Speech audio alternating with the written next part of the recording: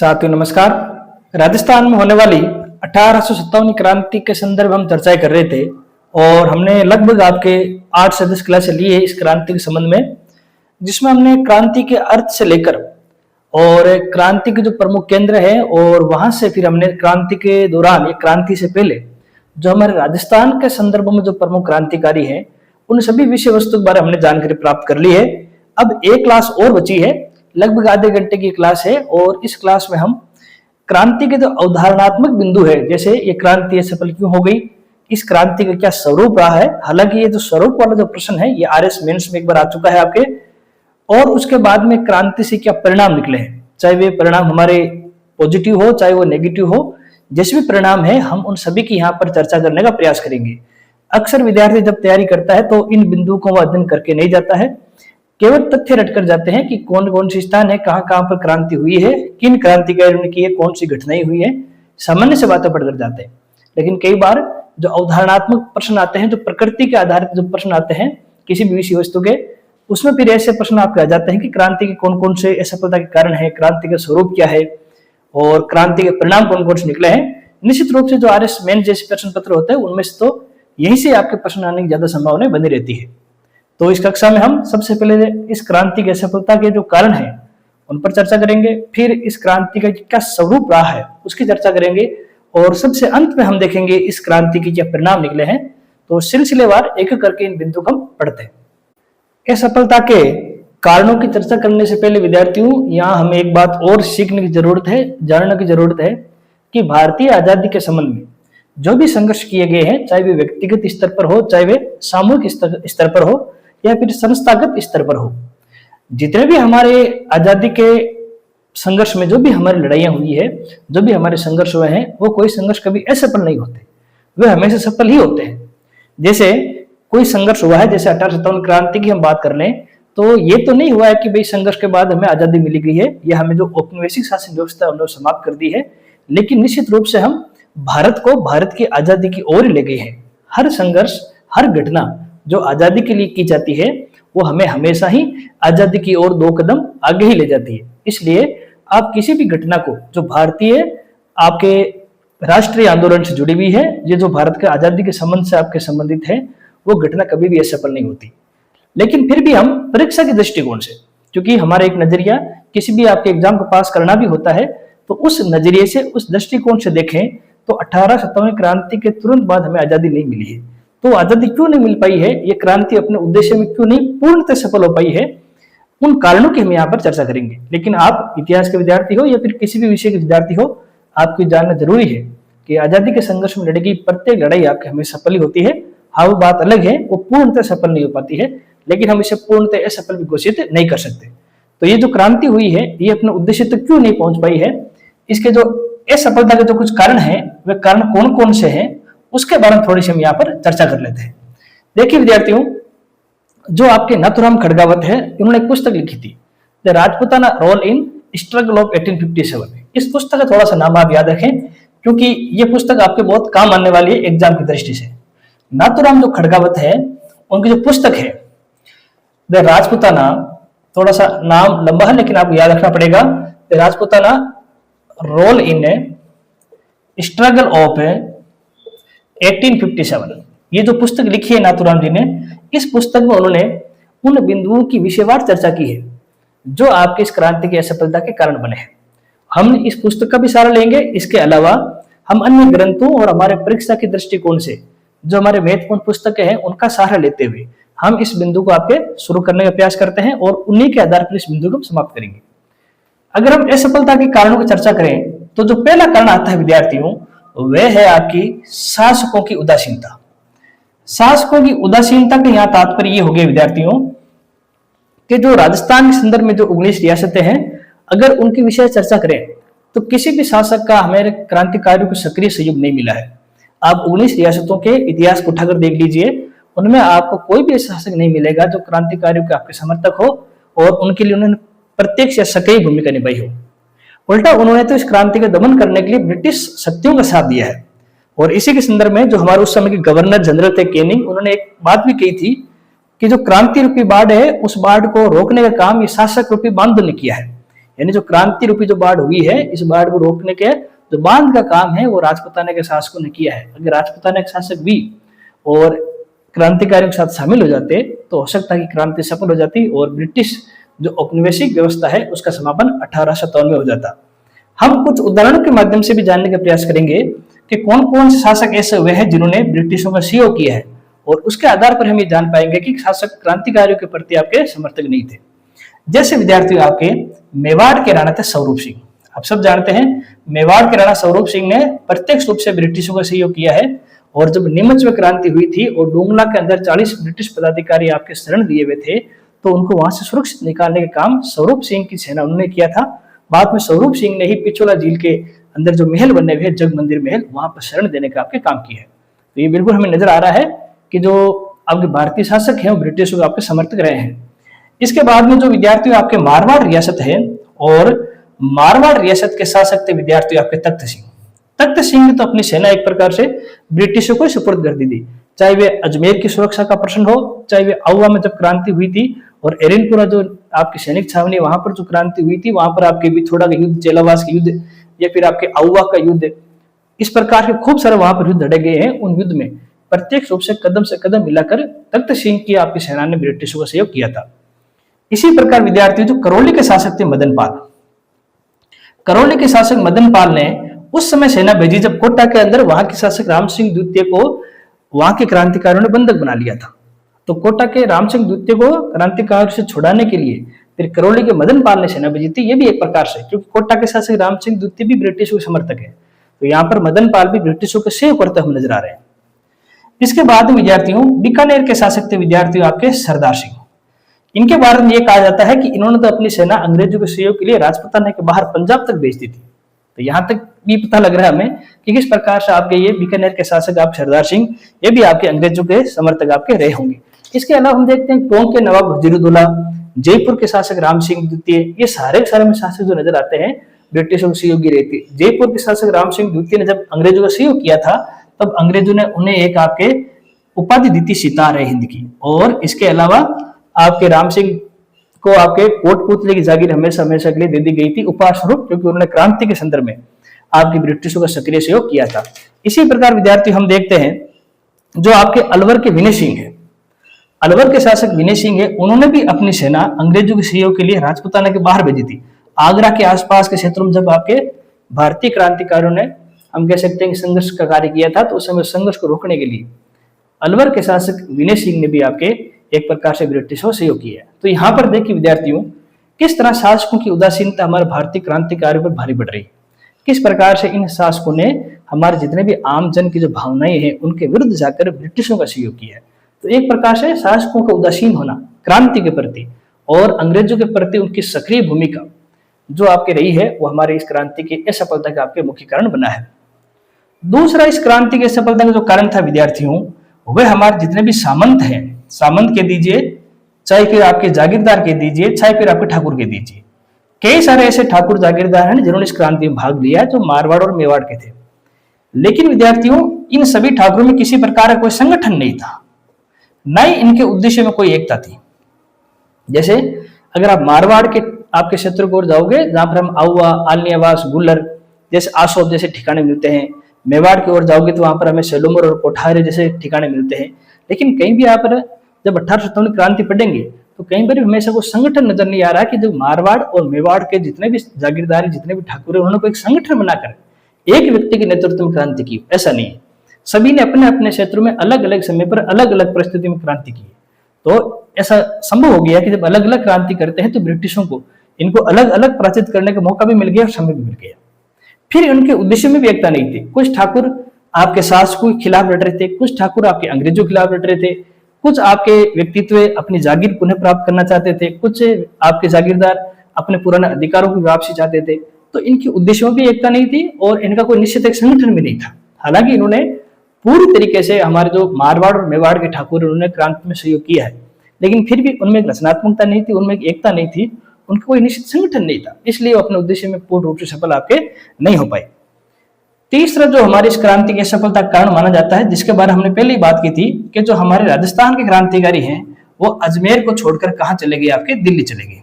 और इस पॉइंट के संदर्भ में हमने इस क्रांति की शुरुआत में बात की थी कि राजस्थान में सबसे पहले क्रांति हुई थी आपकी नसीराबाद के जो सैनिक छावनी थे आपके बंगाल नेटिव इन्फेंट्री के जवान। जैसे ही उन्होंने नसीराबाद में क्रांति की तो नसीराबाद के पास में ही अंग्रेजों का मुख्य स्थान था, वहां का मुख्य चीफ कमिश्नरी प्रांत एक प्रकार से राजपूताना में अंग्रेजों की जो राजधानी वो अजमेर थी। तो क्रांतिकारियों ने नसीराबाद के पास में स्थित जो अजमेर है उस पर तो नियंत्रण किया नहीं, उल्टे वो कहां चले गए, दिल्ली चले गए। जब तक वो दिल्ली जाएंगे और दिल्ली से वापस आएंगे तब तक अंग्रेजों ने अजमेर की सुरक्षा चाक चौबंद कर ली थी और अजमेर की सुरक्षा को आधार बनाकर ही राजपूताना के सभी क्रांतिकारियों को अंग्रेजों ने परास्त कर दिया। तो कुछ आपके इतिहासकार, कुछ हमारे जो विद्वान है वो ये कहते हैं कि अगर नसीराबाद के जो सैनिक हैं वो दिल्ली की जगह अजमेर चले जाते और अजमेर पर अपना नियंत्रण स्थापित कर लेते और फिर अजमेर को आधार बनाकर ब्रिटिश जो आपकी पदाधिकारी है, ब्रिटिश सेना है, उनसे आपके संघर्ष करते तो हो सकता था कि ये क्रांति सफल हो जाए। तो एक ये भी कारण आपको बताया गया है क्रांति की असफलता का। अगला जो क्रांति की असफलता का कारण यह है कि जो हमारी क्रांति हुई है उसमें समय की एक रूपता नहीं है। समय की एक रूपता का मतलब ये हो गया कि जब कुछ विद्वान इस क्रांति के संदर्भ में आपके शोध कार्य करते हैं तो उनका मानना था कि क्रांति की जो निश्चित तारीख थी वो 31 मई 1857 थी। इस बात को आप ध्यान रखेंगे, क्रांति की जो तारीख निश्चित की गई है वो 31 मई 1857 है। लेकिन संपूर्ण भारत क्षेत्र और भारत क्षेत्र के अंतर्गत आने वाले राजपूताना क्षेत्र कहीं पर भी हमें क्रांति की एक निश्चित तारीख नहीं दिखाई देती। जैसे भारत के संदर्भ में बात करेंगे तो क्रांति 10 मई को शुरू होगी मेरठ से। राजपूताना के संदर्भ में बात करेंगे तो नसीराबाद में क्रांति की शुरुआत होगी थी 28 मई को। नसीराबाद, नीमच, एरिनपुरा, अहुआ, जितने भी जयपुर, भरतपुर, धौलपुर, जितने भी टोंक आप क्षेत्र देखते हैं, कोटा वगैरह, आप देखेंगे कि किसी भी क्षेत्र में क्रांति एक दिन एक समय में शुरू नहीं हुई है। सभी क्रांतियां भिन्न भिन्न अवसर पर, भिन्न भिन्न समय में और अलग अलग परिस्थिति में शुरू हुई है। तो अंग्रेजों के पास ये पूर्ण मौका था कि वो अलग अलग और असंगठित लोगों को परास्त कर दें। अगर ये क्रांति एक समय पर एक साथ होती और एक ही परिस्थिति में होती तो ब्रिटिशों को इतने सारे स्थानों पर क्रांति का दमन करने में समय लगता और हो सकता था कि क्रांति अपने जो उद्देश्य है, अपने लक्ष्य वहां तक पहुंच पाती। तो एक ये भी कारण माना गया है कि क्रांति का समय से पूर्व हो जाना। 31 मई तारीख निश्चित की गई है लेकिन उससे पहले ही क्रांति आपके शुरू हो चुकी है। और दूसरा, क्रांति के समय में एक रूपता नहीं थी। तो ये भी एक कारण आपके असफलता का माना गया है। अगला जो कारण माना गया है कि जो भारतीय क्रांतिकारी है उनके पास योग्य और कुशल नेतृत्व नहीं था। अब आप ये कहते हैं सर योग्य और कुशल नेतृत्व कैसा नहीं था? जैसे अहुआ के अंदर ठाकुर कुशाल सिंह का नेतृत्व था, कोटा के अंदर जयदयाल भटनागर और रिसालदार मेहराब खां का नेतृत्व था, तो योग्य और कुशल कैसे नहीं था? देखिए विद्यार्थियों, मान लीजिए आप ये 10 जगहों पर क्रांति होती है तो 10 नेता होंगे, जबकि क्रांति की सफलता उसी पर आधारित होती है कि 10 जगहों पर क्रांति हो पर उनका नेता एक ही हो। एक नेता होने से क्या होता है, कोई भी निर्देश दिए जाते हैं उनमें स्पष्टता होती है, निर्देशों की पालना अच्छी तरीके से पाती है। अलग अलग जगहों पर अलग अलग नेतृत्व होने के कारण उनको दिए गए निर्देश भी अलग हैं, उनको दी गई जो परिस्थिति वो भी अलग अलग हो जाती है। इसलिए क्रांति की असफलता में थोड़ा सा संदेह हो जाता है। अगर संपूर्ण राजपूताना का कोई एक ही व्यक्ति, योग्य व्यक्ति जो कुशल है संगठन रखने में, अगर वो व्यक्ति इस क्रांति का नेतृत्व करता तो शायद इस क्रांति के परिणाम कुछ और होते। तो हमारे जो नेता हैं वो निश्चित रूप से योग्य हैं और कुशल है, लेकिन उनकी संख्या बहुत ज्यादा है।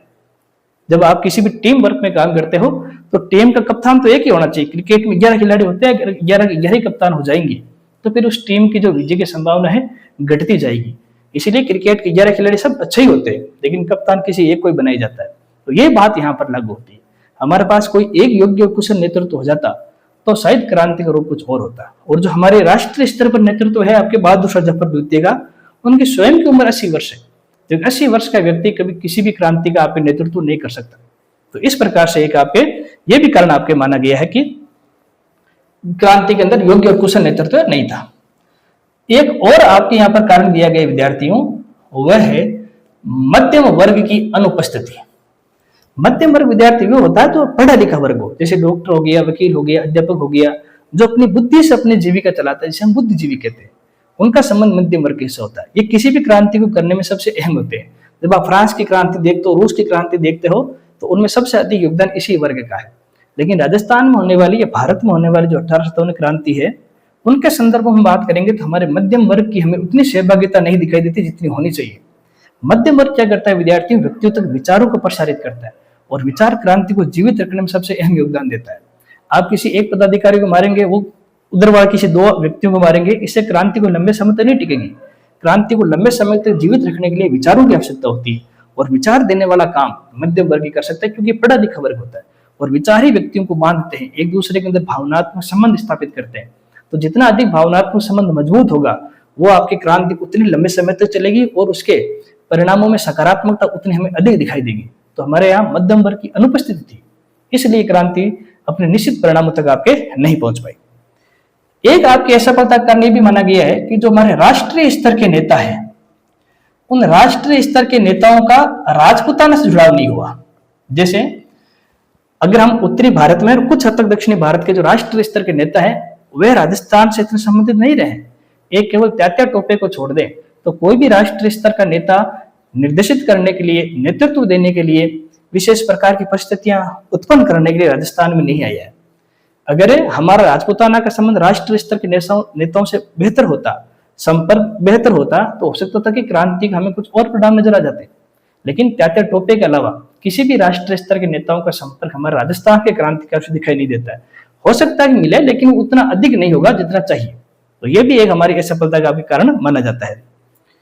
अगला तो ये है कि जो हमारे जितने भी क्रांतिकारी हैं, उन क्रांतिकारियों के अंदर निश्चित कोई संपर्क भी नहीं है, उनका कोई निश्चित संगठन भी नहीं है। जैसे कोटा में क्रांति करने वाले जो आपके क्रांतिकारी हैं, उनका नीमच के क्रांतिकारियों से कोई संपर्क नजर नहीं आ रहा है। नसीराबाद में क्रांति करने वाले जो आपके मान सकते हैं जो आपके सैनिक हैं, उनका जयपुर में क्रांति करने वाले आपके क्रांतिकारी से कोई संपर्क, कोई संगठन नजर नहीं आ रहा है। हर लोग अलग अलग दिशाओं में भाग रहे हैं। जैसे मान लीजिए आपके सफलता आपकी यहाँ पर है, लेकिन क्रांतिकारी विपरीत दिशा में भाग रहे हैं। अगर सभी आपके संगठित होकर, सभी आपके एक निश्चित योजना बनाकर एक ही दिशा की ओर आगे बढ़ते, तो हो सकता था कि हमें कुछ अलग कुछ दिखाई देता इस क्रांति के संदर्भ में। तो यह भी एक कारण माना गया है कि हमारे पास संपर्क और संगठन भी नहीं था। एक हमारे क्रांतिकारियों के पास संसाधनों की भी कमी थी ब्रिटिशों के मुकाबले। न हमारे पास इतनी सुशिक्षित सेना थी, न हमारे पास इतने योग्य और कुशल आपके संसाधन थे, न हमारे पास गोला बारूद था। तो हमारे पास संसाधन भी अधिक नहीं था। हमने तो संसाधन उनसे लूटे हैं और उन्हीं लूटे हुए संसाधनों से उनका मुकाबला करने की कोशिश की है। हमारे पास अगर स्वयं के संसाधन होते तो शायद हम और बेहतर तरीके से लड़ पाते। एक इसमें जो कैनिंग है, उसकी कूटनीति भी काम आई। उस समय के जो गवर्नर जनरल थे कैनिंग, उन्होंने घोषणा की थी, जिसके बारे में एनसीईआरटी पुस्तक अच्छा बताती है, कैनिंग का दया भाव के नाम से। कैनिंग ने क्रांति के दौरान एक घोषणा कर दी थी कि जो भी क्रांतिकारी अंग्रेजों के समक्ष समर्पण करेगा, उन्हें क्षमा कर दिया जाएगा। तो कहीं ना कहीं यहाँ पर फूट डालो और राज करो नीति को हमें देखने को मिलता है। क्रांतिकारियों फूट डालने के लिए, क्रांतिकारी विभाजित करने के लिए आपकी घोषणा करवाई गई थी, और इसी का ही लाभ देखते हुए कुछ आपके क्रांतिकारी है, उन्होंने ब्रिटिशों के समक्ष समर्पण कर दिया। इस वजह से हमारे क्रांतिकारी संगठन उसमें फूट पड़ गई, और कोई भी संगठन जिसमें फूट पड़ चुकी है वो आपके निश्चित उद्देश्य तक आपके नहीं पहुंच पाता। तो ये भी हमारे क्रांति की सफलता के कारण है। अगला जो कारण दिया जाता है विद्यार्थियों, वह है हमारे क्रांतिकारियों के अंदर रचनात्मकता की कमी थी। हमारा जो क्रांति था वो आपके एकांकी था, और हमें उसके अंदर प्रादेशिकता अधिक दिखाई देती है। नाम थोड़े से बड़े आपको ऐसे लग रहे होंगे, लेकिन इनका अर्थ बिल्कुल सामान्य सा है। जैसे हमारे क्रांति के अंदर रचनात्मकता की कमी थी। देखो, कोई भी अगर हमें कार्य करना है, किसी भी उद्देश्य को पूरा करना है, तो हमें लंबे समय तक संघर्ष करना पड़ेगा। गांधी जी के आंदोलन उतने सफल नहीं हुए जितने होने चाहिए, लेकिन फिर भी हमारे राष्ट्रीय स्तर पर उनके जो आंदोलन है, उनको सबसे अधिक और सफल आपके आंदोलन माने जाते हैं। उसके पीछे कारण यह है कि गांधी जी के आंदोलनों में रचनात्मकता है। वो हर वर्ग के लिए कुछ ना कुछ कहते हैं। वो जैसे किसानों को कहते हैं कि आप टैक्स मत दें, श्रमिकों से कहते हैं आप बेकार नहीं करें, महिलाओं से कहते हैं कि आप जो शराबगर है उनके बारे में धरना दीजिए, वो बच्चों से कहते हैं कि आप प्रभात फेरे निकालिए। हर वर्ग को वो जोड़े रखने के लिए हर वर्ग को एक निश्चित उद्देश्य देते हैं, ताकि व्यक्ति निरंतर आपके से आंदोलन से, उस क्रांति से जुड़े रहे। लेकिन 1857 क्रांति में इस प्रकार की रचनात्मकता दिखाई नहीं देती है। नौजवान तो भाग ले रहे हैं, पर जो महिलाएं हैं, जो बच्चे हैं, वो उसमें उतना भाग नहीं ले पा रहे। तो इस प्रकार से रचनात्मकता नहीं थी। फिर एकांकी और प्रादेशिक था। प्रादेशिक और एकांकी मतलब हो गया कि उनका जुड़ाव किसी और राष्ट्रीय स्तर के आपके जो संगठन हो गए, जो आपके क्षेत्र हो गए, उनसे उतना खुलकर नजर नहीं आ रहा है। अगर राजपूताना के जो आपके क्रांतिकारी हैं, संयुक्त प्रांत क्रांतिकारी हैं, मध्य प्रांत के क्रांतिकारी हैं, या फिर पूर्वी क्षेत्र के जो क्रांतिकारी हैं, उनके अगर कोई एकरूपता होती तो शायद ये क्रांति हमें और अलग नजरिए से देखने को मिलती। तो ये कुछ कारण है विद्यार्थियों, जैसे शासकों की उदासीनता, जागीरदारों में संगठन नहीं होना, अजमेर की जगह दिल्ली चले जाना, समय की एकरूपता नहीं है, योग्य नेतृत्व नहीं है, मध्यम वर्ग की अनुपस्थिति है, राष्ट्रीय नेताओं से जुड़ाव नहीं है, संसाधनों की हमारे पास कमी है, रचनात्मकता का हमारा अभाव है। तो इन सारे कारणों को हम देखते हुए कह सकते हैं कि क्रांति अपने उद्देश्य तक नहीं पहुंच पाई है। एक और कारण है, बिल्कुल साधारण सा है, और वह है अमानवीय अत्याचार। ब्रिटिशों ने इस क्रांति का दमन करने के लिए मानवीय अत्याचार किए हैं भारतीय क्रांतिकारियों पर। तो इसने भी क्रांतिकारियों को तोड़ने का काम ही किया है। तो निश्चित रूप से क्रांति जो ये चाहती थी ब्रिटिश शासन की समाप्ति, वो नहीं कर पाई। लेकिन फिर भी ये कहना चाहता हूं कि 1857 क्रांति भारतीय राष्ट्रीय आंदोलन में एक मील का पत्थर साबित हुआ। इस क्रांति ने हमें लड़ना सिखाया, इस क्रांति ने हमें संगठित होना सिखाया, इस क्रांति ने हमें सिखाया है कि हमें हमारे उद्देश्यों को प्राप्त करने का पूरा अधिकार है। इसलिए हमें इस क्रांति को असफल नहीं मानना है। हम तो केवल परीक्षा के दृष्टिकोण से ही इन बातों को पढ़ रहे हैं। कुछ कमियां थी हमारे अंदर, हम पूरे ही असफल नहीं हुए, कुछ कमियां थी। अगर हम इनको असफलता के कारणों के जगह कुछ कमियों के देख लेते हैं दृष्टिकोण से, तो और बात अच्छी रहेगी। परीक्षा में अगर सवाल आ जाए तो आपको इन बातों का ध्यान रखना है। अब हम क्रांति की असफलता के बाद में क्रांति के स्वरूप के बारे में चर्चा करते हैं कि आखिरकार क्रांति का रूप क्या था, उसका स्वरूप क्या था। क्रांति के स्वरूप के बारे में चर्चा करने से पहले विद्यार्थियों, एक बात मैं यहाँ पर स्पष्ट करना चाहता हूं कि जो ये स्वरूप वाला बिंदु है, जब हम राष्ट्रीय स्तर की क्रांति पढ़ेंगे, भारत के संदर्भ में क्रांति पढ़ेंगे, तब हम इस बात को और अच्छे तरीके से पढ़ पाएंगे। यहाँ पर हम केवल राजस्थान के दृष्टिकोण से केवल सामान्य सी बातें पढ़ेंगे, बातें पूरी नहीं हो पाएगी। यहाँ पर वो बातें तब जाकर पूरी हो पाएगी जब हम राष्ट्रीय स्तर की क्रांति पढ़ेंगे, तो वहां इस पॉइंट को और अच्छी तरीके से देखेंगे। यहाँ पर हम सामान्य से बात कर लेते हैं आखिरकार कि जैसे ये स्वरूप होता क्या है, इसका क्या तात्पर्य। जैसे मानव के दो ही रूप होते हैं, रंग के आधार पर काला और गोरा। उसी प्रकार अगर हम क्रांति के संदर्भ में बात करेंगे तो क्रांति के अंदर किन किन वर्गों ने भाग लिया है, उस वर्गों के आधार पर उस क्रांति का स्वरूप तय होता है। जैसे कुछ इतिहासकार कहते हैं कि इस क्रांति को प्रारंभ करने का श्रेय सैनिकों को है, तो फिर वो इस क्रांति को सैनिक क्रांति कहेंगे। कुछ विद्वान कहते हैं कि इस क्रांति में केवल किसान और श्रमिक थे, तो इस क्रांति को किसान और श्रमिक क्रांति बोल देंगे। कुछ व्यक्तियों का कहना है कि इसके अंदर उद्योगपतियों ने भाग लिया है, तो केवल उद्योगपतियों की क्रांति होगी। तो अलग अलग नजरियों और अलग अलग दृष्टिकोणों से इस क्रांति के रूप को स्थापित करने का प्रयास किया जाता है। अगर हम ब्रिटिश इतिहासकारों की बात करेंगे, अधिकतर, मैं सभी की बात तो नहीं कर रहा हूं, पर अधिकतर जो ब्रिटिश इतिहासकार हैं उनका यह मानना है कि यह क्रांति केवल और केवल आपके जो सैनिक है उनके द्वारा की गई क्रांति है। ब्रिटिशों ने विश्व पटल पर अपनी प्रतिष्ठा बचाए रखने के लिए इस क्रांति के ऊपर दोषारोपण किया है कि इस क्रांति के प्रारंभ भी सैनिकों ने किया है, इस क्रांति का विस्तार भी सैनिकों ने किया है, और सैनिकों का आपके पतन होने के पश्चात क्रांति भी आपके शांत हो गई है। उनका एक कहना था कि इस क्रांति में सैनिकों के अलावा और किसी ने भाग नहीं लिया। कुछ असंतुष्ट, और उनके नजरिए से कुछ असंतुष्ट सैनिक थे जिन्होंने आपकी क्रांति की है। तो ब्रिटिश जो अधिकांश साहित्यकार इतिहासकार है वो इस बात पर एकमत है कि जो ये क्रांति 1857 की, ये आपके सैनिक क्रांति है। लेकिन अगर हम भारतीय दृष्टिकोण से बात करेंगे, और यही दृष्टिकोण हमें ज्यादा नजर आता है सही, वो एक आपके जन क्रांति की संज्ञा देते हैं। एक प्रकार से हमारे देश का प्रथम स्वतंत्रता संग्राम इसको कहते हैं। अब इसके क्या तात्पर्य हो गए विद्यार्थियों, हमारे भारतीय इतिहासकारों का, अधिकांश इतिहासकारों का यह मानना है कि इस क्रांति के अंदर सैनिक भी भाग ले रहा है, किसान भी भाग ले रहा है, मजदूर भी भाग ले रहा है, बच्चे हो गए, युवा हो गए, महिलाएं होगी, उद्योगपति हो गए, व्यापारी हो गए, यहाँ तक कि सामाजिक धार्मिक संगठन के लोग हो गए, और साहित्यकार भी हो गए। इतने सारे वर्गों ने अपने अपनी जगहों पर अपनी अपनी परिस्थितियों के अनुसार इस क्रांति में सहभागिता निभाई है। इसलिए क्रांति को एकांकी नहीं है, इस क्रांति का विस्तार सभी वर्गों तक आपके विस्तृत हो चुका था। इसलिए इस क्रांति को जन क्रांति कहना आपके सही होगा। ये बात उचित भी है, हर वर्ग ने इसमें भाग लिया। फिर सभी वर्गों ने संगठित होकर पहली बार ब्रिटिश शासन, उसकी औपनिवेशिक नीतियों का विरोध किया है। ये कार्य पहली बार हो रहा है, इसलिए हमें इसे भारत का आजादी के लिए लड़ा गया प्रथम स्वतंत्रता संग्राम कहना समुचित होगा। ये बात बिल्कुल सही है कि इतने बड़े स्तर पर, इतने व्यापक स्तर पर भारतीय लोगों ने एक साथ मिलकर ब्रिटिश नीतियों का विरोध नहीं किया है, इसलिए हम इसे भारत का प्रथम स्वतंत्रता संग्राम कह सकते हैं। राजस्थान के संदर्भ में बात करेंगे तो सूर्यमन मिश्रण, महान साहित्यकार हमारे सूर्यमन मिश्रण ने बात कही थी कि जो ये क्रांति है ये राजस्थान की और भारत की आजादी के लिए लड़ी गई आपके प्रथम क्रांति है, सूर्यमन मिश्रण ने भी कहा था। और जब हम राष्ट्रीय स्तर की बात करते हैं तो वहां पर सावरकर महोदय ने भी यही कहा था कि जी ये जो क्रांति है ये भारत का प्रथम स्वतंत्रता संग्राम है। पंडित जवाहरलाल नेहरू ने भी इसे भारत का प्रथम स्वतंत्रता संग्राम आपके माना था। तो स्वरूप से मतलब यहाँ हो गया जहां अंग्रेज इसको एक प्रकार से सैनिक विद्रोह मानते हैं और भारतीय इसे एक प्रकार से आपके जन क्रांति मानते हैं, आजादी के लिए लड़ी गई आपके प्रथम क्रांति आपके मानते हैं।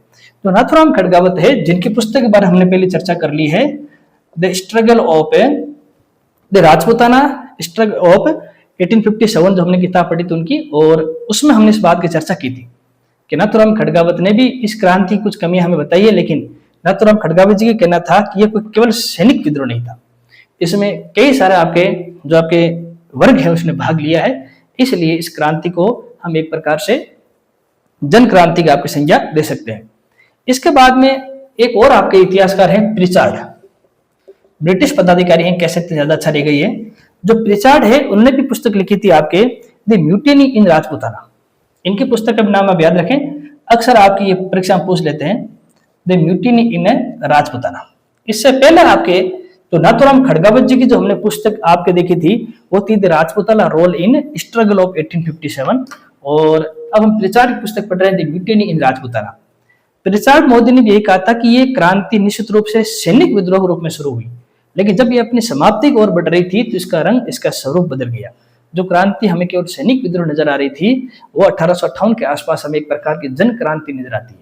तो इन सारे चीजों को देखने के बाद हम कह सकते हैं कि क्रांति केवल सैनिक विद्रोह नहीं है, क्रांति केवल किसानों का विद्रोह नहीं है, केवल श्रमिकों का विद्रोह नहीं है, ये क्रांति समस्त जन भावनाओं को प्रदर्शित करने के एक प्रकार के हम कह सकते हैं कि नजरिया है, और इसलिए क्योंकि सभी वर्गों ने इसमें भाग लिया है और पहली बार भाग लिया है, इसलिए हम इसको जन क्रांति और प्रथम स्वतंत्रता संग्राम की संज्ञा आपके दे सकते हैं। अब हमने इस स्वरूप के बारे में चर्चा कर ली, और अब अंत में जो हमारा बिंदु बच्चा है क्रांति के परिणाम, तो जो क्रांति के कौन कौन से परिणाम निकले हैं उनके बारे में थोड़ा सा देख लेते हैं। क्रांति के परिणामों की चर्चा करेंगे विद्यार्थियों, तो वह परिणाम हमें दो स्तर पर नजर आ रहे हैं। जैसे अगर आप इस क्रांति के परिणामों पर दृष्टि डालेंगे तो हमें कुछ परिणाम तो सकारात्मक नजर आते हैं, और कुछ जो इस क्रांति से निकले जो परिणाम हैं वो हमारे दृष्टिकोण से उतने अच्छे नहीं थे, इसलिए हम उन्हें नकारात्मक परिणामों की संख्या देते हैं। आप इतिहास के विद्यार्थी हैं और आप प्रतियोगी परीक्षाओं की तैयारी करते हैं, तो दोनों ही दृष्टिकोण आपको पता होना चाहिए कि कौन कौन से परिणाम हमारे लिए अच्छे हैं और स्वीकार्य हैं, और कौन कौन से परिणाम हमारे लिए बुरे या अस्वीकार्य हैं। उन दोनों ही परिणामों की हमें जानकारी होनी चाहिए। सबसे पहले हम यहाँ पर कुछ नकारात्मक परिणामों की पहले बात कर लेते हैं कि इस क्रांति के बाद में ऐसी कौन कौन सी परिस्थिति उत्पन्न हुई जो हमारे लिए अच्छी नहीं है। और जो सबसे पहली एक परिस्थिति उत्पन्न हुई है वो अंग्रेजों की फूट डालो और राज करो की नीति थी, जिसे आप डिवाइडेड एंड रूल्स कहते। ये जो नीति है फूट डालो और राज करो की, इस नीति का आपके वास्तविक आगमन इस क्रांति के बाद हुआ है।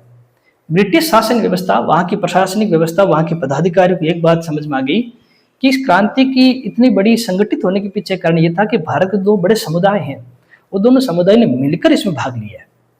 अगर इन दोनों समुदायों को हम एक नहीं होने देंगे, इनको आपस में लड़वाएंगे, तो ये दोनों समुदाय एक नहीं हो पाएंगे, उनके उद्देश्य एक नहीं हो पाएंगे, और हमारा जो शासन है, हमारा जो राज है, वो लंबे समय तक स्थायी रह पाएगा। तो डिवाइडेड एंड रूल्स की जो नीति हमें इसी क्रांति के बाद देखने को मिलती है, और ये जो नीति है 1947 तक चली, और तब जाकर खत्म हुई जब भारत के दो भाग हो गए, दो विभाजन हो गए। तो जो फूट डालो राज करो नीति जो हमारे लिए बिल्कुल हानिकारक साबित हुई, जैसे हम नाग के दंत या विष कहा करते हैं, और इस विष का जो बीजारोपण है वो हमें इस क्रांति के बाद ही आपको दिखाई देता है।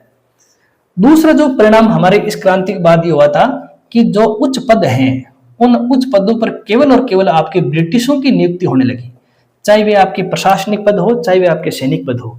अगर कोई हायर पोस्ट है, अगर कोई उच्च पद है, वो आपके ब्रिटिशों को ही दिया जाएगा, क्योंकि अब ब्रिटिश भारतीय आपके जो सैनिक और असैनिक व्यक्ति है उन पर इतना विश्वास नहीं कर पा रहे, इसलिए उच्च पद केवल ब्रिटिशों के लिए सुरक्षित हो गई। जो हमारे जो सैनिकों की संख्या है उनमें भी बदलाव कर दिया। पहले जो ब्रिटिश सेना है उनमें अधिकांश सैनिक भारतीय होते थे, लेकिन अब उसमें एक प्रकार से तालमेल रखने की कोशिश की गई ब्रिटिशों द्वारा कि कई भारतीयों की संख्या इतनी अधिक नहीं हो जाए कि ब्रिटिशों को फिर उनकी क्रांति को दमन करने के लिए अधिक परिश्रम करना पड़े। तो उन्होंने पूरी कोशिश की कि जो सैनिक टुकड़ियां होती है उसमें एक वर्ग के लोग नहीं रहे, एक जाति के लोग नहीं रहे, एक धर्म के लोग नहीं रहे, एक क्षेत्र के लोग नहीं रहे, एक भाषा बोलने वाले लोग नहीं रहे, उनकी संख्या भी कम हो। तो जो हमारे सैनिकों की संख्या उसमें जो बदलाव किया गया है वो हमें इसी क्रांति के बाद आपके नजर आता है। अगला हम अगर इसका नकारात्मक परिणाम ये देखें तो बिल्कुल ये सरल सा है कि जो ब्रिटिश सत्ता है वो बनी रही। इस क्रांति का जो मुख्य उद्देश्य था कि भाई ब्रिटिश सत्ता समाप्त हो, लेकिन इस क्रांति के पश्चात भी ब्रिटिश सत्ता आपकी बनी रही है। हालांकि क्रांति के बाद में ईस्ट इंडिया कंपनी का समापन जरूर हुआ है, पर ब्रिटिश शासन व्यवस्था का समापन नहीं हुआ। केवल और केवल सत्ता है, लेकिन सत्ता का जो रूप स्थानांतरित हुआ है। जो सत्ता पहले ईस्ट इंडिया कंपनी के पास थी वो ब्रिटिश क्राउन के पास चली गई है। जो पहले गवर्नर जनरल था, अब जाकर वो गवर्नर जनरल वाइसराय हो गया। क्यों रूप परिवर्तित हुआ, लेकिन अभी भी सत्ता आपके ब्रिटिशों के पास ही है। तो ये भी हमारे लिए आपके नकारात्मक परिणाम हुआ है। एक और नकारात्मक परिणाम ये हुआ कि राजपूताना के अंदर जो मुद्राएं चलती थी, उन मुद्राओं पर पहले जैसे मुगल बादशाह का शासकों का नाम होता था, अब उसकी जगह जो ब्रिटेन के शासक हैं, ब्रिटेन के राजा और महारानी हैं, उनका नाम छपने लगा। तो जो हमारी मुद्रा है उस पर प्रत्येक रूप में ब्रिटिशों का आपके थोड़ा सा प्रभाव हमें ज्यादा देखने को मिलता है। इस क्रांति का जो अगला नकारात्मक परिणाम ये था, जो हमारे शासक और सामंत है उनका लगातार पाश्चात्यकरण होने लगा। पाश्चात्यकरण का मतलब हो गया उनके व्यवहार, उनके बोलचाल, रहन सहन, तौर तरीकों पर भारतीय संस्कृति की जगह ब्रिटिश संस्कृति हावी होने लगी। देखिए विद्यार्थियों, ये केवल सामान्य बात नहीं है। ब्रिटिशों का ये मानना था कि भारत में अगर मान लीजिए 3 वर्ग है, शासक वर्ग, सामंत वर्ग और आमजन। आमजन हमेशा से ब्रिटिशों का विरोधी रहेगा, क्योंकि आमजन के हित अलग है और ब्रिटिशों के हित अलग है। लेकिन आमजन तब तक कोई क्रांति नहीं कर सकते जब तक है सामंत वर्ग और शासक वर्ग का उनको प्रत्येक सहयोग नहीं मिलेगा, क्योंकि संसाधन तो सामंत और राजाओं के पास है, आम लोगों के पास कोई संसाधन नहीं है। तो ब्रिटिशों ने क्या किया, राजा और सामंत वर्ग को अपनी ओर करने के लिए, राजा और सामंतों के हित अंग्रेजों के हितों से जोड़ने के लिए उन्होंने ये नीति अपनाई कि जो आपके इनके जो स्वभाव है, उन स्वभावों के अंदर जो भारतीयकरण है उसको नष्ट कर दो, और उनके अंदर जो ब्रिटिश संस्कृति है, जो पाश्चात्य संस्कृति है, उसको बढ़ावा दो। इससे क्या होगा, जितना अधिक ये पाश्चात्य संस्कृति के नजदीक जाएंगे, ये दोनों वर्ग उतने ही आम लोगों से दूर होते जाएंगे। और जब तीनों वर्ग कभी संगठित नहीं हो पाएंगे तो कभी भी कोई भविष्य में क्रांति नहीं हो पाएगी। इसका एक और दुष्परिणाम ये निकला कि राजा और सामंतों का जो पाश्चात्यकरण हुआ है, अब उसका जो आर्थिक भार है वो भारतीय आम लोगों पर डाल दिया गया। जैसे राजा और महाराजा जो सामंत है, उनका रहन सहन बड़ा हो गया है, उनके तौर तरीके बड़े हो गए, लेकिन पैसा कहां से आएगा? वो पैसे की भरपाई आम लोगों को करनी पड़ेगी। जैसे किसानों को टैक्स ज्यादा देना पड़ेगा, श्रमिकों को बेघर करनी पड़ेगी। तो इनका पाश्चात्यकरण हुआ है, और पाश्चात्यकरण हमारे लिए आपके नुकसानदायक साबित हुआ। तो ये जो हमारे कुछ इस क्रांति के बाद आने वाला आपके नकारात्मक परिणाम है। सकारात्मक परिणामों की अगर मैं चर्चा करूं कि इस क्रांति के बाद में भारतीयों के दृष्टिकोण से कौन कौन से अच्छे परिणाम निकले हैं, तो जो सबसे अच्छा परिणाम हमें नजर आ रहा है वो है कंपनी का जो शासन है, वे शासन विद्यार्थियों आपके समाप्त हो गया। 1857 की क्रांति के बाद में ईस्ट इंडिया कंपनी हमेशा हमेशा के लिए आपके समाप्त हो चुकी है। जो क्रांति भारत में एक व्यापारिक कंपनी थी, बाद में एक राजनीतिक सत्ता बन गई है। इस क्रांति के बाद में ब्रिटिशों को कहीं ना कहीं महसूस हुआ कि जिस उद्देश्य से ईस्ट इंडिया कंपनी का निर्माण किया गया, कंपनी अपने उद्देश्यों से भटक गई है, और कहीं ना कहीं वो ब्रिटिश प्रतिष्ठा है उसको आपके हम कह सकते हैं कि आघात पहुंचा रही है। इसलिए एक सही निर्णय लिया गया वहां के शासन व्यवस्था के द्वारा, आम लोगों की भावनाओं को ध्यान में रखते हुए, और अपने जो हम कह सकते हैं कि सत्ता उसको लंबा बनाए रखने के लिए, कि ब्रिटिश जो ईस्ट इंडिया कंपनी उसको शासन में समाप्त कर दिया गया।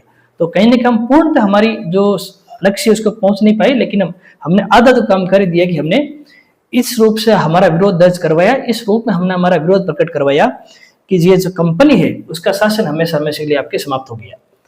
दूसरा जो इससे आपके सकारात्मक परिणाम ये निकला, भारतीयों के अंदर राष्ट्रीय चेतना बढ़ी, भारतीयों के अंदर राष्ट्रवाद की भावना आपकी विकसित हुई, एक देशभक्ति की भावना की संचार हुआ है।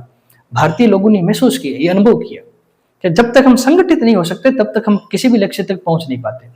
हम संगठित हुए हैं, इसीलिए हमने अंग्रेजों को मजबूर कर दिया कि इस कंपनी का समापन हो। हमने लगभग 1.5 वर्ष तक लगातार ब्रिटिशों की नीतियों का विरोध किया है।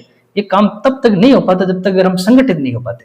और 1857 क्रांति के बाद आप निरंतर देखते हो भारतीय राष्ट्रीय आंदोलन में, फिर श्रमिक वर्ग भी आपका भारतीय इतिहास के अंदर आप देखोगे तो श्रमिकों के आंदोलनों की एक बाढ़ सी आ गई है, किसानों के आंदोलनों की एक बाढ़ सी आ गई है, और कांग्रेस की स्थापना के बाद तो हमारे जो राजनीतिक आंदोलन की भी एक बाढ़ सी आ गई है। तो जो हमारे 1857 के बाद जितने भी होने वाले आंदोलन हैं, उन आंदोलनों का जो मूल है, उन आंदोलनों का जो बीज है, वो इस क्रांति में छिपा हुआ था। हमारे देश के नागरिकों के अंदर नागरिकता की भावना विकसित करने का काम इस 1857 क्रांति ने किया। तो ये हमारे लिए पॉजिटिव बात थी कि इस क्रांति ने हमें बहुत कुछ आपके सिखाया है। इसी क्रांति से हमें एक सूत्र का संदेश मिला है कि हमें एकता बनाए रखनी चाहिए, हमें संगठित रहना चाहिए। ये जो संदेश है, इस संदेश को पहुंचाने वाला काम भी आपके इसी क्रांति ने आपके किया है। संगठन में शक्ति है, संगठन में ही विजय की भावना निहित है। ये बात बताने वाली जो आपकी हम कह सकते हैं कि स्थिति थी, वो 1857 की आपके क्रांति थी। आप देखेंगे इस क्रांति के बाद में अंग्रेजों ने एक लक्ष्य निर्धारित किया कि अब हम भारत के अंदर जो साम्राज्यवादी नीति है उसका अनुसरण नहीं करेंगे। साम्राज्यवादी नीति का अनुसरण नहीं करने से तात्पर्य हो गया कि हम युद्ध के द्वारा किसी भी रियासत को नहीं हड़पेंगे, हम किसी भी प्रकार की नीति से भी भारतीय रियासतों को नहीं हटाएंगे। जैसे पहले गोद निषेध प्रथा होती थी, गोद निषेध प्रथा के तहत भारत की कई रियासतों को अंग्रेजों ने हड़प लिया था और डलहौजी इसके लिए बदनाम हो गया था। तो ब्रिटिशों के कहने के आपके पता लगा है कि हमारी जो नीतियां है वो भारतीयों के अनुकूल नहीं है, इसलिए उन्होंने अपनी साम्राज्यवादी नीतियों के समापन की घोषणा की है। एक अच्छा ये परिणाम निकला, पहले शासक जो होते थे वो भारतीय शासकों के साथ जब कोई भी संधि या समझौते करते थे उसमें वो स्वामी और दास की भूमिका निभाते थे। जैसे ब्रिटिश स्वामी की भूमिका निभाएंगे और भारतीय दास की भूमिका निभाएंगे। लेकिन इस क्रांति के बाद में जब अंग्रेजों को पता लगा कि कई सारे सामंत और बहुत सारे आपके राजाओं ने अंग्रेजों का साथ दिया है, तो अब ब्रिटिश सरकार ने, ब्रिटिश पदाधिकारियों ने, वहां के प्रशासन ने एक बात सीखी है कि भारतीय शासकों और सामंतों को अपने बराबर रखना है, अपने मित्रवत रखना है, दासवत नहीं रखना है। दास रहेंगे तो फिर से हमसे दूर हो जाएंगे, अगर हम इनको अपना मित्र बनाए रखेंगे तो दोनों के हित आपस में एक हो जाएंगे और हमारी जितनी अधिक और गहरी मित्रता होगी हमारी सत्ता उतने लंबे समय तक चलेगी। तो ये भी एक आपके भारतीयों के दृष्टिकोण से अच्छा हमें देखने को मिला कि भारतीय लोगों को लगभग अब आपके बराबरी की दर्जा शासकों के संदर्भ में बात करें तो उनको मिलने लगा है। इसके बाद में हम ये बात करें तो भारत के अंदर और राजस्थान के अंदर एक नया नेतृत्व बनकर उभरा है। जैसे जो आदिवासी नेतृत्व है या फिर जो किसान नेता है, जो आदिवासी आंदोलन है, जो किसानों के आंदोलन है, इस क्रांति के बाद और तेज गति से आपके आगे बढ़े हैं। राजस्थान के अंदर बात करेंगे जैसे मोतीलाल तेजावत होगी, भोगीलाल पांडे होगी, जिन्होंने आदिवासी क्षेत्र, माणिकलाल वर्मा होगी, जिन्होंने आदिवासी क्षेत्रों में बहुत अच्छा काम किया है। जो उनके लिए जो प्रेरणा स्रोत थी वही क्रांति थी। अगर हमें किसानों की बात करें तो विजय सिंह पथिक है, राम नारायण चौधरी है, आपके इसके बाद जयनारायण व्यास है, जैसे जो हमारे नेतृत्व है वो इस क्रांति के बाद भी धीरे धीरे आपके भारतीय इतिहास के पटल पर नजर आते हैं। तो इस क्रांति ने कहीं न कहीं किसानों को, आदिवासियों को, श्रमिकों को संगठित होना सिखाया, आंदोलन करना सिखाया। वो आंदोलन चाहे भारतीयों के विरुद्ध, शासकों के विरुद्ध हो, चाहे ब्रिटिश नीतियों के विरुद्ध हो, लेकिन उन्होंने आंदोलन करना सिखाया है और नए नेतृत्व को जगह दी है। तो इस प्रकार से हर वर्ग में नेतृत्व उभरा है और उसी नेतृत्व ने फिर संगठित होकर राष्ट्रीय आंदोलन में अपनी भूमिका निभाई है और उसी भूमिका को हम, या उसी भूमिका ने हमें हमारे आजादी की ओर चलने में या आजादी की ओर आगे बढ़ने में हमारा सहयोग किया है। तो इस प्रकार से इस क्रांति ने कहीं ना कहीं विद्यार्थियों आपके हमारे लिए अच्छी बातें भी नजर आती है। एक और जो इसका हमारा सकारात्मक परिणाम ये निकला कि अंग्रेजों ने अब ये स्वीकार कर लिया कि हम भारत के धर्म और उसके समाज में कम से कम हस्तक्षेप करेंगे। जैसे गोद निषेध प्रथा को अंग्रेजों ने बाद में स्वीकार कर दिया। अंग्रेजों की बात समझ में आती कि भारतीयों के धार्मिक और सामाजिक जीवन में अधिक हस्तक्षेप करने से उनका जो रूढ़िवादी वर्ग है, जो उनका परंपरागत वर्ग है, वो कहीं ना कहीं हमसे नाराज हुआ है। तो हमें सामाजिक और धार्मिक स्तर पर किसी प्रकार का हस्तक्षेप नहीं करना है ताकि हमारा जो राजनीतिक जीवन है वो लंबा चल सके। तो ये भी हमारे लिए विद्यार्थियों का आपके अच्छा परिणाम निकला है। और एक नया जो परिणाम निकला था वो ये था कि राजपूताना के अंदर एक जागृत मध्यम वर्ग का उदय हुआ है। जो मध्यम वर्ग 1857 क्रांति से थोड़ा सा अलग नजर आता है, अब वह मध्यम वर्ग आगे बढ़कर आपके क्रांतिकारियों का, हमारे आंदोलनकारियों का साथ देने के लिए उतारू हुआ है। उसे ही पता लग गया कि मध्यम वर्ग के उद्देश्य लंबे समय तक तभी टिके रहेंगे जब शासन व्यवस्था भारतीयों के हाथों में आएगी। ब्रिटिशों के हाथों में जब तक शासन व्यवस्था रहेगी तब तक हमें कोई भी उच्च पद नहीं मिल पाएगा, हमें हमारी योग्यता के अनुसार आपकी पद नहीं मिल पाएगा। तो इस प्रकार से जो मध्यम वर्ग है, उसके जो विचार हैं, अब वो भारतीय क्रांतिकारियों, भारतीय आंदोलन के साथ जुड़ गए। तो हमारे लिए कई सारे अच्छे परिणाम भी निकले हैं और हमारे लिए कई सारे कुछ नकारात्मक परिणाम भी निकले हैं। लेकिन एक अच्छा विद्यार्थी होने का जो आपके गुण है वो यही है कि हम दोनों नजरियों की बात करें, दोनों नजरियों को हम स्वीकार करें। हम हमारे लिए निकले हुए नकारात्मक परिणामों को ध्यान में रखें और जो अच्छे परिणाम निकले उनसे हमें सीख लें ताकि हम और आगे बढ़ें और हमारे उद्देश्यों को प्राप्त कर पाए। तो इस प्रकार से विद्यार्थी हमने 10-12 क्लासों के अंदर इस 1857 क्रांति को पढ़ने का प्रयास किया। हमने छोटी से छोटी बात क्रांति के अर्थ से लेकर क्रांति के परिणामों की विस्तृत चर्चा हमने की है। कई सारी बातें हमने वनडे एग्जाम के दृष्टिकोण से पढ़ी है, कई सारी बातें हमने आपके लिखित परीक्षाओं के दृष्टिकोण से पढ़ी है। हो सकता है कई सारी बातें छूट गई इस क्रांति को। मैं भी ये कहता हूँ कि क्रांति जो हमने पढ़ी है 5-6 घंटे की, उसमें अगर हमें 3-4 घंटे और लगाते तो शायद इस क्रांति को हम अच्छे तरीके से पढ़ पाते। लेकिन अब जो आपके प्रतियोगी परीक्षाएं होती हैं उनमें हमें समय कम होता है और कम समय में हमें अधिक से अधिक जानकारी जुटानी पड़ती है। तो उस दृष्टिकोण से जो परीक्षा उपयोगी बातें हैं, जो महत्वपूर्ण बातें हैं, उसको मैंने बताने के यहाँ पर प्रयास किया है। अब जब अगली क्लास में आएंगे तो किसी और बेहतर और रुचिकर टॉपिक लेकर आएंगे। तब तक के लिए धन्यवाद।